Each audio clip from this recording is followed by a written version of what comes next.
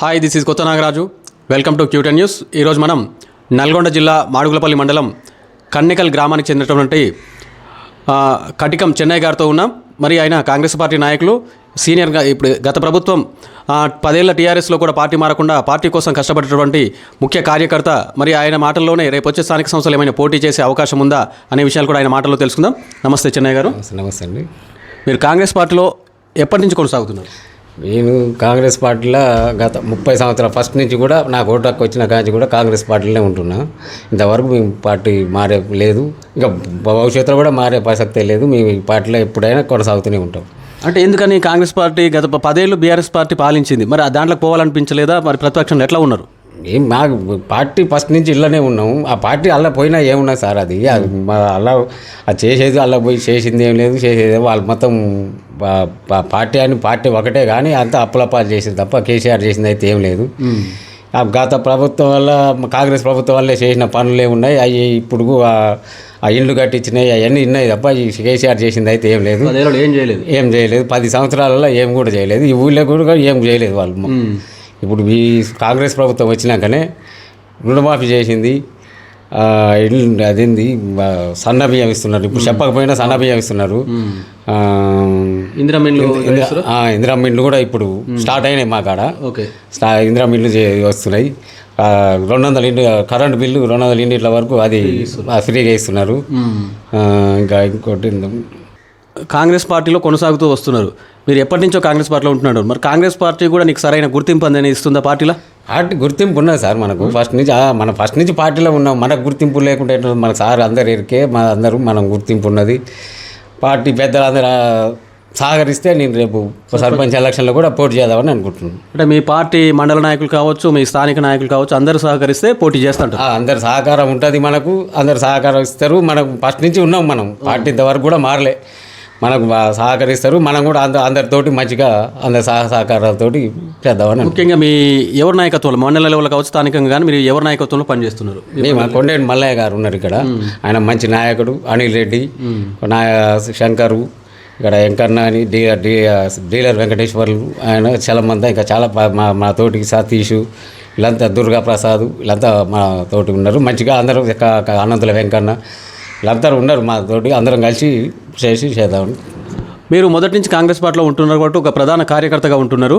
So ఈ మండల నాయకులు కావచ్చు, స్థానిక నాయకులు కావచ్చు, రేపు వచ్చే ఎన్నికల్లో చెన్నై గారిని పోటీ చేయమంటే పోటీ చేసేయడానికి సిద్ధంగా ఉండు? సిద్ధంగా ఉన్నాను సార్. నేను పోటీ చేస్తానికి సిద్ధంగానే ఉన్నాయి. మీరు గతంలో ఏమైనా పోటీ చేసిరా? గతంలో నేను ఒక 1999లో వార్డు మెంబర్గా పోటీ చేసిన. బంపర్ మెజార్టీతో కూడా గెలిచారు. ఆ తర్వాత మళ్ళీ సర్పంచ్గా పోటీ చేసే ప్రయత్నం చేయలేదా? అంటే నాకు 3 పిల్లలు సార్. అప్పుడు అవకాశం లేదు, ఇప్పుడు అవకాశం వస్తున్నది. దాన్ని ఇప్పుడు అవకాశాన్ని వినియోగించుకుందామని చూస్తుంది. మా గ్రామ ప్రజలు, మా నాయకులతోటి అందరి సహకారాలతోటి చేద్దామని. సో ఇక్కడ మీ మొత్తం ఎన్ని ఓట్లు ఉంటాయి ఊర్లో? అక్కడ 1250 ఓట్లు ఉంటాయి సార్. ఈ 1200 ఓట్లకు కూడా చెన్నై గారు అంటే గుర్తుపడతారు అంతా? అందరు గుర్తుపడతారు. మనం ఫస్ట్ నుంచి కూడా ఊళ్ళోనే ఉంటేవాళ్ళం, చేసేవాళ్ళం. మనం అందరికీ తెలుసు. నేను ఎవరు ఎట్లాంటిది అనేది కూడా అందరికీ తెలుసు. అందరికీ అందరి సహకారాలు కూడా మనకు ఉంటాయి.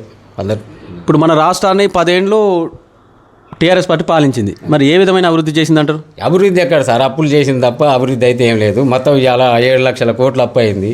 ఇలా ఏదైనా చేయాలనుకుని వచ్చే ఈ ప్రభుత్వం ఏదైనా చేయాలనుకున్నా కానీ ఫస్ట్ అదే ఉంటుంది తప్ప ఏం లేదు. ఈ ప్రభుత్వం ఆ ప్రభుత్వాల్లో చేసింది అయితే ఏం లేదు.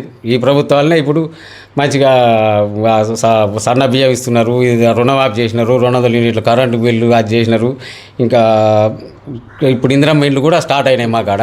ఈ రుణమాఫీ చాలా మంది కాలేదంటారు. మరి మీ దగ్గర పరిస్థితి? మా కాడ అయినాయి సార్, అయినాయి. మొత్తం 2 లక్షల వరకు అయితే మా కాడ రుణమాఫీ అయినాయి. సరే 2.5 పైకి ఉండాలి. ఒక 2 ఉంటే ఒక ఊరి పేరు మీద ఒక 5-10 ఉండొచ్చు. 2 లక్షల అయితే మొత్తం అయిపోయినాయి మా కాడ. ఎటువంటి లేదు, మొత్తం అయిపోయినాయి. ఓకే. ఇప్పుడు స్థానిక సంస్థల ఎన్నికలు, సర్పంచ్ ఎన్నికలు అంటే చాలామంది పోటీ చేసే అవకాశం ఉంటుంది. మరి ప్రజలు చెన్నై గారికి ఎందుకు ఓట్లు వేయాలి? ఎందుకు వేయాలంటే సార్, నేను ఫస్ట్ నుంచి కూడా పార్టీలో ఉన్నాం, పార్టీని నమ్ముకొని ఉన్నాం. గత 30 సంవత్సరాల నుంచి కూడా పార్టీలు నమ్ముకొని ఉన్నాం. ఏ పార్టీలకు కూడా పోలేదు. ఇంతవరకు నాకు అవకాశం రాలేదు. సరే వాళ్ళు మనకు కూడా ఉన్నది ఇప్పుడు కొద్దిగా, అంటే ప్రజలకు సేవ చేయాలనుకుంటున్నా నేను. ఇక వాళ్ళు కూడా అవకాశం ఇస్తే చేద్దామని నేను అనుకుంటున్నా. సార్. ఓకే, ప్రజలు మద్దతు ఇస్తారంటారా మీకు? ప్రజలు ఫుల్గా మద్దతు ఇస్తారు సార్. మనకు ఏ ఇబ్బంది లేదు, అందరూ నువ్వే చేయి అని అంటున్నారు కూడా మళ్ళీ. ఓకే, ప్రజల మద్దతుతో సర్పంచ్ గెలుస్తా అంటారు. గెలుస్తాం. ఓకే, నాకు మండల పార్టీ అధినాయకత్వం కావచ్చు, స్థానిక నాయకులు, కాంగ్రెస్ పార్టీ నాయకులు అందరినీ సహకారంతో వాళ్ళందరూ కూడా నన్ను ఖచ్చితంగా పోటీ చేయమంటే నేను ఖచ్చితంగా సర్పంచ్గా పోటీ చేశాను. నా గ్రామంలో ఉన్న ప్రతి అందరి సమస్యలు నాకు తెలుసు. ఆ సమస్యలన్నింటినీ కూడా పార్టీ సహకారంతో నేను ఖచ్చితంగా పరిష్కరిస్తాను. కాబట్టి ప్రజలు నాకు అవకాశం ఇవ్వండి, నేను సర్పంచ్గా పోటీ చేసి గెలుస్తాను అని చెప్పేసి చెన్నై గారు చెప్తున్నారు. ఖచ్చితంగా సార్, మీకు కాంగ్రెస్ పార్టీ అవకాశం ఇవ్వాలి. మీరు మొదటి నుంచి కూడా కాంగ్రెస్ పార్టీ నమ్ముకుని ఉన్నారు కాబట్టి ఆ కాంగ్రెస్ పార్టీ కూడా మీకు న్యాయం చేయాలని కోరుకుంటూ క్యూటన్ న్యూస్ మనస్ఫూర్తిగా కోరుకుంటుంది. ధన్యవాదాలు సార్.